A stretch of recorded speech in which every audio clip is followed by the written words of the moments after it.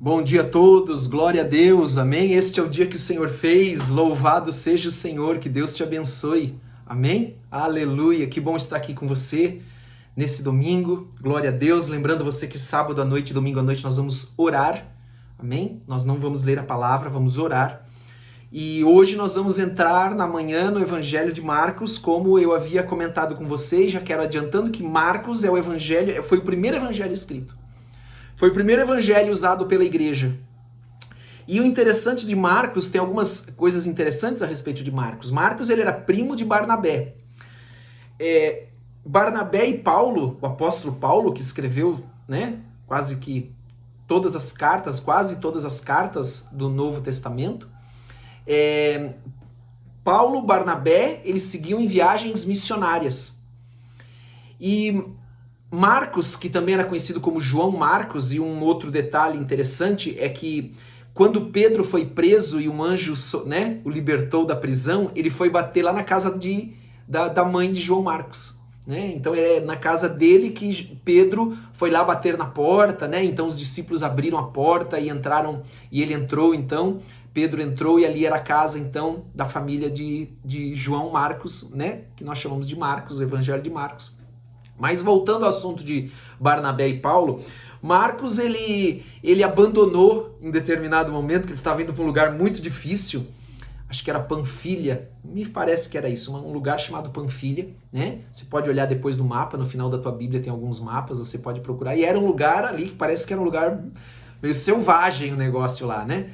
E ele abandonou Paulo e Barnabé no caminho, né? Em Perge, eu acho que é, Perge da Panfilha, eu acho que é alguma coisa assim, não importa. Mas ele abandonou e foi embora, né? Largou os bets, como... Ai, meu Deus, alguns lugares chamam de bets, outros lugares chamam de taco, né? Jogar aquele que monta as casinhas, joga a bolinha, fica dois com os tacos lá, tal, enfim, né? Largou os bets. E aí, em determinado momento, Barnabé quis levar João Marcos, né? Com eles de novo. E Paulo não aceitou de jeito nenhum, a ponto que Paulo e Barnabé, que eram assim, ó, brigaram, tiveram uma discussão tal, isso está lá no livro de Atos, eu não separei aqui, depois eu vejo, não lembro a referência. Tiveram uma briga tal que eles se separaram e cada um seguiu para um lado. Barnabé indo para um lugar levando João Marcos e Paulo seguindo para suas viagens missionárias também, levando Silas, né? Mas o que é interessante nessa história? Mas pastor, por que você está falando isso? Eu estou falando isso pelo seguinte, porque mais na frente, nas prisões de Paulo, na sua carta, ele escreve assim, que Marcos viesse até ele, porque, João Marcos, né? Porque ele lhe era muito útil. Amém? Então eu quero dizer para você que o grande Paulo, apóstolo Paulo, né? Cometeu um erro? Não sei se pode ser definido assim. Mas ali houve um propósito, acredito nisso, né? Barnabé, ele era o tipo pastorzão, né? Assim, aparentemente, lendo a Atos, né? Lendo as cartas, Barnabé era um pastorzão. E Paulo já era um cara mais, assim, duro, né? Então, Barnabé continuou investindo na vida de João Marcos, continuou investindo na vida dele, continuou lá, né, vamos colocar assim, orando, ministrando, levando ele junto, tendo paciência. E Marcos, então, João Marcos, ele escreve o primeiro evangelho, o evangelho mais antigo é o dele, e até mesmo Paulo depois reconhece do quanto João Marcos lhe era útil no seu ministério. Amém? Isso já mais para frente. Então eu quero, com essa introdução ao Evangelho de Marcos, dizer para você que nada está perdido. Amém? Nada está perdido.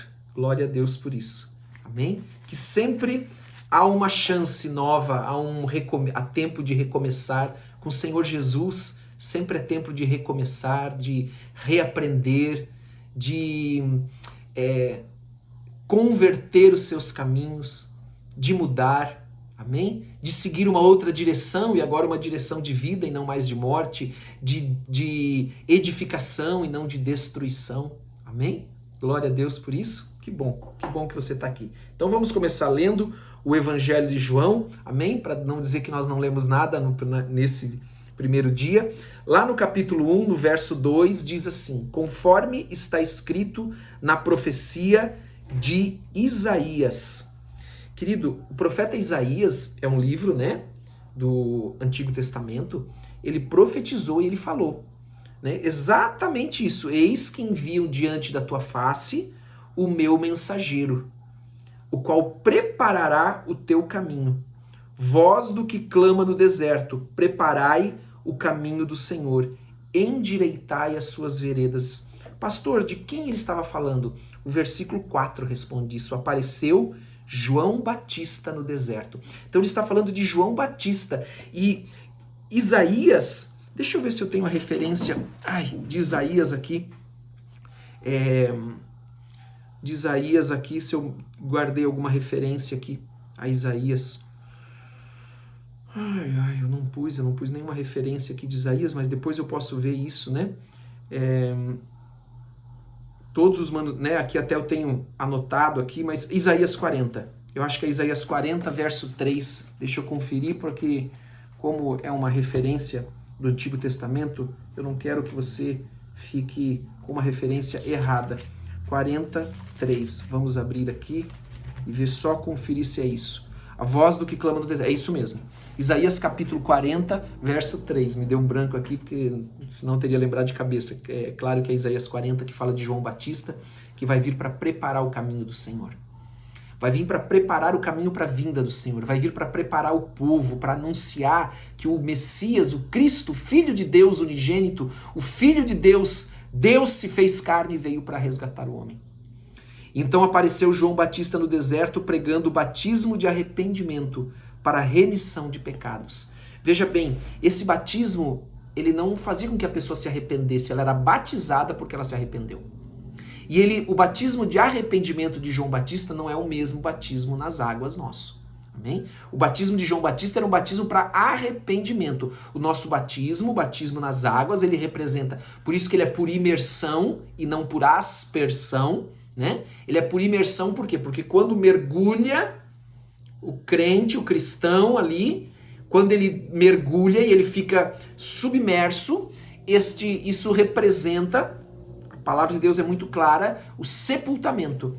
E quando ele sai das águas, simbolicamente, aquilo representa um novo homem, uma nova mulher que está ressurgindo na sua carne, na sua alma, não no seu espírito. Agora tem um monte de coisa nova para aprender e deixar um monte de velhos hábitos que não servem mais. Amém?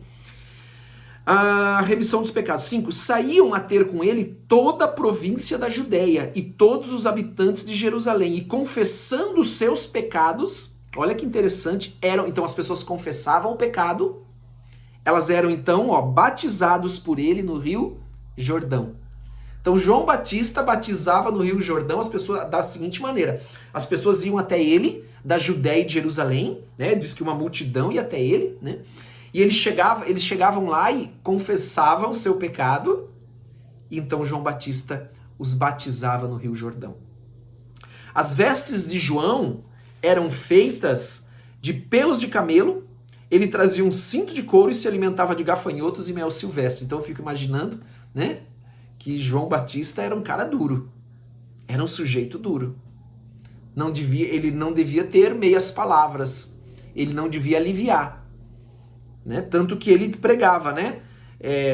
Aqui no Evangelho de Marcos, eu acho que eu vou ter isso no Evangelho de Mateus, de Lucas, onde a mensagem era, né, convertei-vos, né, raça de víboras. Quem vos ensinou a fugir da ira futura? Ele dizia isso, amém? Então ele era um cara duro, né, um cara que vivia no deserto, comia gafanhoto, mel silvestre, a sua roupa, o seu cinto era de couro, então ele era um cara duro, era um cara casca grossa. Não tinha conversa com João Batista, né? Não tinha moleza com João Batista. Não tinha nhenhenhê com João Batista. João Batista era ripa, irmão. Era ripa. E ele pregava, o que ele pregava? Ele pregava dizendo, após mim, vem aquele que é mais poderoso do que eu. Então ele sabia o seu lugar. Tem muita gente que não sabe o seu lugar. João Batista sabia o seu lugar. Tem muita gente que quer o lugar dos outros. Amém? Mas João Batista sabia que ele estava ali para preparar o caminho do Senhor. Ele não estava ali para tomar o lugar do Senhor. E ele então dizia: após mim vem alguém que é mais poderoso do que eu, o qual não sou digno de curvando-me. O que é curvando? Prostrando-me, ficar prostrado aos seus pés, desatar-lhes as correias das sandálias. Então João Batista sabia muito bem quem ele era e quem era Jesus. Para dizer isso: olha, eu não sou digno de pôr a minha cara no pó para soltar as sandálias de Jesus, para desatar as correias, né? Ali o cadarço, no nosso tempo, né? O cadarço de Jesus, do Quedes de Jesus. Eu vos tenho batizado com água, ele, porém, vos batizará com o Espírito Santo. Lembra que quando Jesus, depois nós vamos ver, claro, né? Quando Jesus aparece aos discípulos, ressurreto, ele sopra sobre eles o quê? O Espírito Santo. Amém? E depois eles são, em Atos capítulo 1, batizados pelo Espírito Santo. E recebereis poder ao descer sobre vós o Espírito Santo e sereis minhas testemunhas. Amém? Então João Batista veio preparar este caminho. Veio preparar o caminho da vinda do Senhor, pregando arrependimento. Pregando arrependimento. Algo que nós precisamos viver todo dia nas nossas vidas. Arrependimento. Porque nós somos pecadores e precisamos do perdão de Deus através de Jesus Cristo. Amém? Glória a Deus. Louvado seja o Senhor. É uma boa mensagem essa. Amém? Para esse dia. Uma boa mensagem. Louvado seja o Senhor. Vamos orar? Pai, em nome de Jesus Cristo, nós queremos nos prostrar diante de Ti, nos curvar aos Teus pés neste dia, beijar os Teus pés e nos entregar, dizer que Jesus Cristo é o nosso único e suficiente Senhor e Salvador. Nós entregamos o nosso coração, entregamos a nossa vida em nome de Jesus Cristo. Se você está aqui comigo ouvindo hoje esta mensagem, você nunca declarou Jesus Cristo como teu Senhor e teu Salvador, diga comigo: Senhor, eu me arrependo dos meus pecados, peço perdão em nome de Jesus Cristo e declaro que a partir de hoje, Jesus Cristo é o meu único e suficiente Senhor e Salvador. Declare isso com as tuas palavras. Eu confesso Jesus Cristo, Filho de Deus, que veio em carne, que morreu na cruz, que ressuscitou ao terceiro dia e que voltará como meu único e suficiente Senhor e Salvador. Eu entrego a minha vida para Ele, em nome de Jesus. Amém? Glória a Deus. Que Deus te abençoe. Deus te abençoe poderosamente nesse dia. Em nome de Jesus, abençoe a tua família, a tua casa. Dê ordem aos seus anjos a teu respeito. Em nome de Jesus. Um grande abraço para todos vocês. Até amanhã. Amém?